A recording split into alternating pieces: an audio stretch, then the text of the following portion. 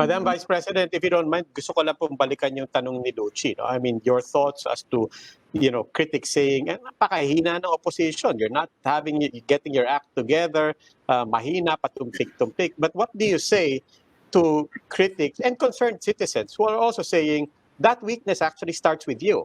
It starts precisely with, some people will say, it starts with your response to that question.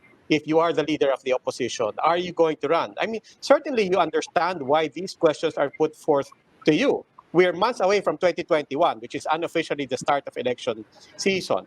It was around this time that Vice President Jojo Binay officially resigned from the Aquino cabinet because he said, look, let's not kill each other. I am the leader of the opposition. I will be seeking that office. And I guess people are looking for a strong indication from you on ano ba mode ng opposition? Are you still looking for a modus vivendi to work within the cabinet of the Vice of President Duterte? Or are you now really fully embracing the fact that you are the face of the opposition? Ako naman, Robby, palagay ko wala na yung modus vivendi sinasabi mo, wala na yun. Wala na yun. Pero yung sa akin kasi, I understand that I'm the face of the opposition. But I have a lot of limitations, Robby. Yung limitations ko, napakarami. As I was telling you earlier, hindi ako pareho ni VP Binay in 2016.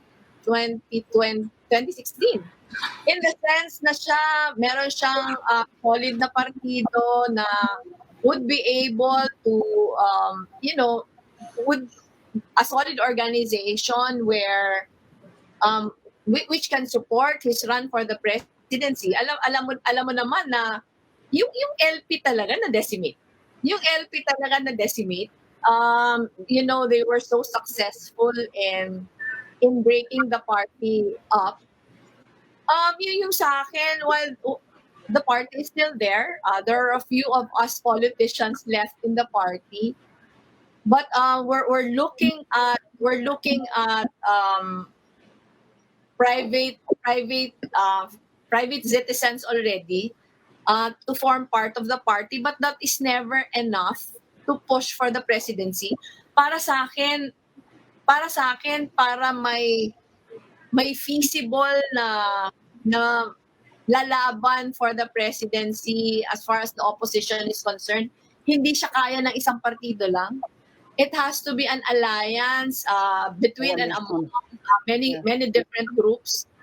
And ngayon, merong mga movements pero we're not there yet. Yung sa akin, ako ang pinaka-limitation ko talaga, Robby. Napaka-iksi nung aking experience as a politician to be able to do the kind of organizing that the other politicians like VP Binay was able to do in 2016. Marami akong limitasyon. Marami akong limitasyon in the sense na relatively napakabago ko sa politika. Ang alam kong gawin ng maayos yung trabaho ko. But surely, as Vice President, you can rally the opposition. I mean, it would be the most logical choice to rally the opposition. It doesn't have to be you, I guess, but there has to be one figure, right? I mean, it usually starts with one figure, and the most logical is you. Are you not going to assume at least that role, even if only symbolically, but actively? You know what I'm saying? Because you're already there. So, rally, is that something that you're not even considering doing at the present time, heading into election? Ako, Lucy, I've been trying to rally. I've been trying to rally the different groups, but not exactly with 2022 in mind. Ako kasi napaka-precarious ng nangyari sa bahagi ng opposition in the sense that where we were coming from in 2016. And to a very large extent, we were caught flat-footed as far as strengthening the party is concerned.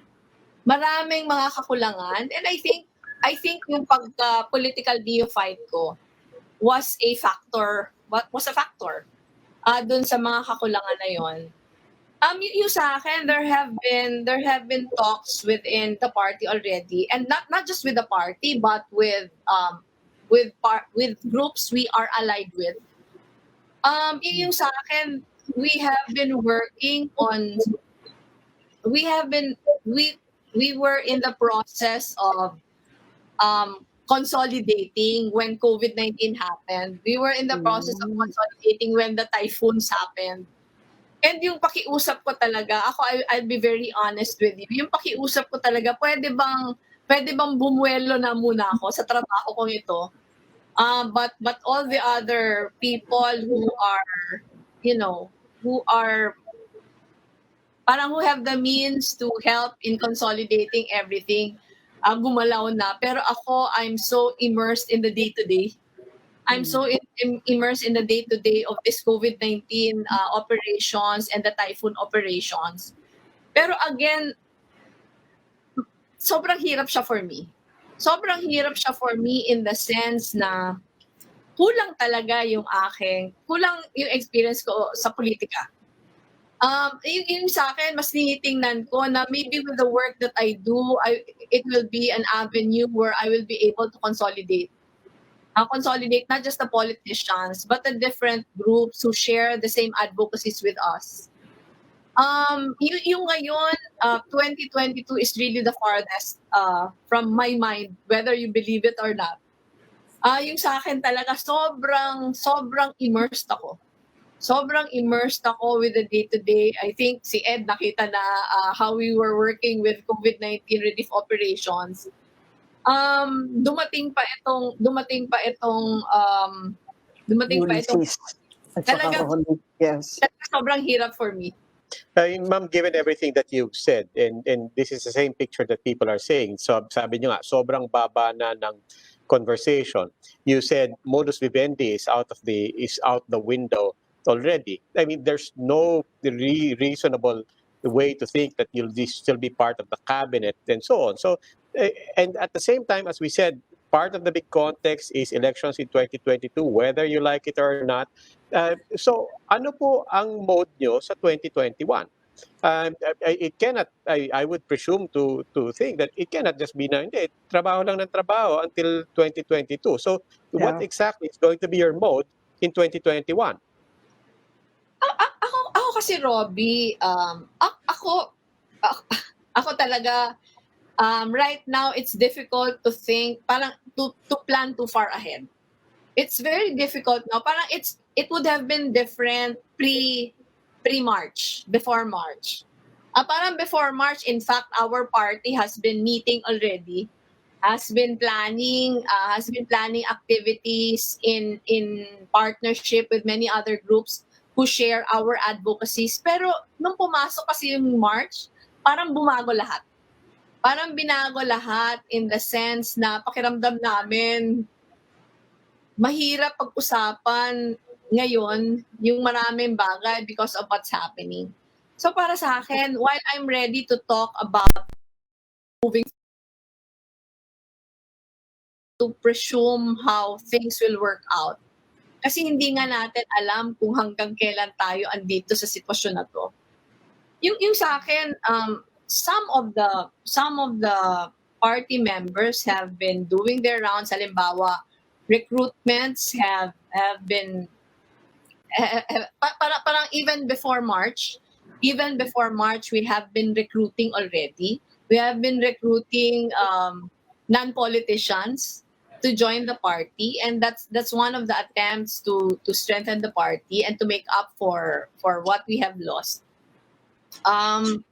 I think they're trying to resume recruitment now. After nung mga nag-GCQ na, nag-start na ulit ng recruitment. But there have been talks with other groups already. There have been groups who have tried reaching out already. And I've always been open to that. Pero ako talaga, while I'm open to these talks, I've been in some of them, yung sa akin talaga, yung concentration ko talaga, itong ginagawa namin. In fact, Yeah. the reason why I'm in Bicol now is every day I've been going around. This morning I was in Catanduanes and Albay. Tomorrow I'll be in Camarines Norte. Alam mo yun, I was in Quezon, I was in Cagayan and Isabela. It's very difficult to think about the political organization when things like this is happening in our midst.